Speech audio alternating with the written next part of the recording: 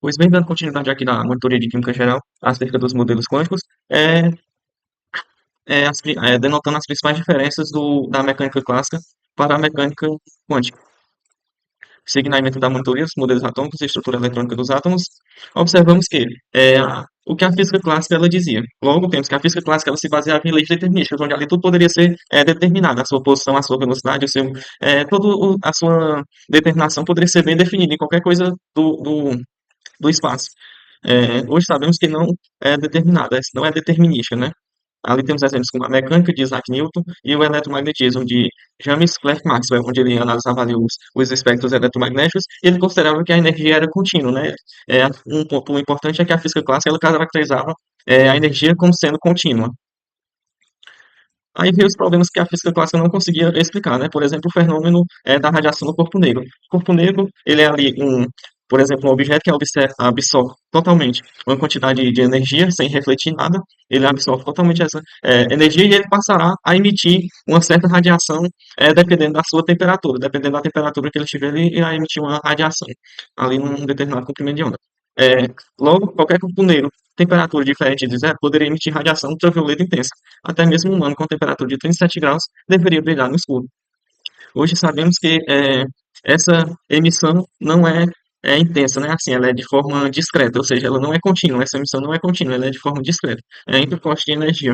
E temos também o efeito fotoelétrico, né? Eles não explicavam se ela fosse contínua, não tinha um efeito fotoelétrico, né? Porque no efeito fotoelétrico, para ele ocorrer, necessita de uma frequência mínima de radiação incidente para ocorrer a ejeção do elétron do metal. Outros problemas onde explicava a estabilidade do átomo, ela afirmava que o átomo era estável, bem como que a energia era de forma contínua. Aí, surgimento da física quântica. Max Planck, ele introduziu a ideia da quantização de energia, onde dizia que a energia era de forma contínua, onde dizia que a energia era emitida de forma quantizada, em pacotes de energia denominado quanta. Ele determinou essa equação onde a energia do fóton é igual a constante de Planck vezes a frequência. Logo, para ocorrer o efeito fotoelétrico, depende da frequência é, uma frequência necessária para a emissão desse elétron. Aqui nós temos um exemplo de fótons incidentes em um determinado material, pode ser metálico, onde esse material irá ejetar elétrons se for na sua frequência. Aqui veio o principal surgimento da física quântica, porque ela deixa de ser física clássica, quando a física clássica afirmava que a energia era de forma contínua, e passa a denotar a física quântica quando a gente denota que ela é quantizada em pacotes de energia. Após isso veio o modelo atômico de Bohr, onde ele afirmava que os níveis de energia eram quantizados, ou seja, o elétron ele estava ali em níveis de determinada quantidade de energia, e nesse nível, os sabemos são as altas, ele não emite nem absorve, né?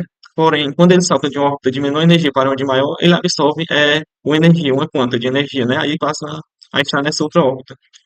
Porém, quando ele salta dessa outra órbita para essa, ele emite um fóton de energia, que a gente visualiza esse fóton na forma de luz, né? Logo, quando ele está numa órbita ali estacionária, ele tem a mesma quantidade de energia bem definida, porém, quando ele absorve ou emite, ele irá mudar de energia. A gente vê as transições eletrônicas ocorrendo, né? Absorção ou emissão de energia, com valores bem definidos, porque os níveis de energia são quantizados, né? A quantização da energia. Ele irá emitir este fóton na forma de luz. O exemplo, novamente, dos fogos de artifício, do modelo de Bohr, irá emitir ali a luz. Aqui já temos a de de Broglie. O que de Broglie afirmava? Ele afirmava que a partícula, o elétron, ele tinha a dualidade. Por quê? Porque ora ele se comportava como uma onda e ora como uma partícula. Logo, se eu consigo considerar esse elétron como um comportamento de onda, eu consigo calcular um comprimento de onda. E se eu considero este elétron como uma partícula, ele possui uma massa e uma velocidade. Logo, os elétrons e a matéria em geral têm propriedade de ondas e de partículas. Aqui é a fórmula de de Broglie, onde diz que o comprimento de onda vai ser igual a constante de Planck dividido pelo momento linear ali da partícula, onde o momento linear é a massa da partícula, a massa do elétron, vezes a sua velocidade. O comprimento de onda é igual a constante de Planck dividido pela massa vezes a velocidade. Seguimos no modelo de Heisenberg, na mecânica quântica. Heisenberg dizia que era impossível determinar a posição e a velocidade do elétron no mesmo tempo, né?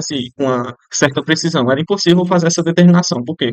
Porque se eu soubesse a sua posição, não saberia a sua velocidade. Se eu soubesse a sua velocidade, não saberia a sua posição. Por isso nasceu o princípio da incerteza de Heisenberg, onde diz que a delta x a incerteza na posição e o delta p, a incerteza no momento linear, que a gente viu que o momento linear é o produto da massa vezes a velocidade, é, é maior ou igual esse número aqui, que significa H sobre 2π, que é a constante de Planck aqui com tracinho, onde H é a constante de Planck.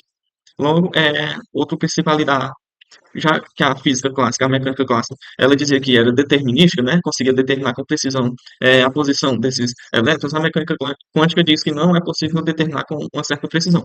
Seguimos, temos o modelo de Schrödinger, onde foi desenvolvida a equação de onda. Aqui introduz uma função de onda, uma função onde a probabilidade do elétron estar, né?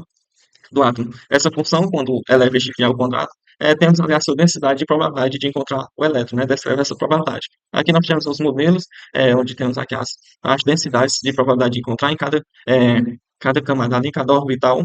E aqui ele tem os nós, né? Os nós, os nodos, isso significa que nessa região aqui onde tem os nós, a probabilidade de encontrar o elétron é nula. A probabilidade de encontrar o elétron é nula nos nós. Aí, a partir disso, a gente obtém os números quânticos, né? Nessa linha é, na mecânica quântica, a gente obtém os números quânticos que diz ali uma determinada probabilidade de encontrar o elétron nos orbitais. Logo, os números quânticos descrevem o nível de energia pelo N, o L significa a forma do orbital, o formato que o orbital irá adquirir, o M, o magnético, a orientação espacial, a orientação nos eixos X, Y e Z. E o spin é a rotação do elétron. Em que sentido ele está? O sentido magnético ali do elétron. Aí aqui um resuminho dos números quânticos, a camada 1, 2, 3, 4, 5, 6, 7. O secundário a gente conhece por essas letrinhas o S. É, quando estiver ali no orbital S vai ser o zero, quando estiver no orbital P vai ser um, no D 2, no F 3. E aqui a orientação dos orbitais. O S ele é uma caixinha, é zero, ele comporta dois elétrons. O P ele vai ser três caixinhas, o P vale um, logo ele irá de -1 até +1, e ele comporta seis elétrons. O D que vale 2 logo no L, no ml, ele irá de -2 a +2, comportando assim 10 elétrons, e no F, que ele vale 3 logo no ml, ele irá de -3 até +3, tendo ali 7 caixinhas e comportando 14 elétrons. Aqui na distribuição eletrônica, a gente realiza a distribuição, por exemplo, ele traz aqui do 2p5, aqui temos que o N vale 2, o P, a gente observa aqui que o P vale 1, logo temos três caixinhas de -1 até +1. Aí ele realiza a distribuição destes 5 elétrons nessa caixinha, sempre seguindo o princípio ali de Aufbau, em um elétron por vez, princípio da construção, os princípios que a gente utiliza de um elétron por vez em uma caixinha, e a gente observa o que foi parado ali na última caixinha. Logo ele parou no ml igual a zero, no M aqui do meio, e ele tem a anotação de mais meio. Aqui depende da orientação lá que você estiver adotando. Aqui nós temos outro exemplo, fez a distribuição eletrônica, aí observa do D, logo o D, ele tem o subnível L2, logo irá de -2 até +2, tendo assim 5 caixinhas, e desses 4 elétrons realizar a distribuição, sempre seguindo ali um elétron por caixinha, por vez. Logo, observa o último elétron que ele foi preenchido, que foi, né, do ml igual a 1, e o S é a orientação menos meio para cima. Aqui do mesmo modelo, NP2, o P o P representa 1 logo, irá de -1 até +1, e o último elétron que foi preenchido foi no zero, logo ml é igual a zero, e a orientação menos meio para cima. É, e é isso, gente. Aqui temos um resumão totalmente preparado aqui. Se cair na prova, vocês já estão cientes da diferença da física clássica para a física quântica, onde a física clássica ela determina ali modelos determinísticos, né? E na física quântica são modelos probabilísticos, não temos certeza, temos apenas uma probabilidade de encontrar o elétron. A física clássica dizia que a energia era contínua, mas aí Max Planck veio e disse que era quantizada, adotamos que ela é quantizada, vários efeitos fotoelétricos, efeitos da radiação do corpo negro, o problema da catástrofe ultravioleta, e é isso. Na física clássica, ele dizia que tem uma trajetória definida, bem definida, e na física quântica a gente tem apenas uma probabilidade de posição, uma densidade, uma função de densidade e probabilidade de encontrar o elétron, não tendo assim a sua certeza do seu momento naquele instante. Show? Se e aqui, na física clássica, sabemos de onde a partícula está. Na física quântica, sabemos apenas a chance de encontrar. Se for para resumir tudo em uma só frase, né? Temos aí a física clássica, sabemos onde está, e na física quântica, apenas a chance de encontrar.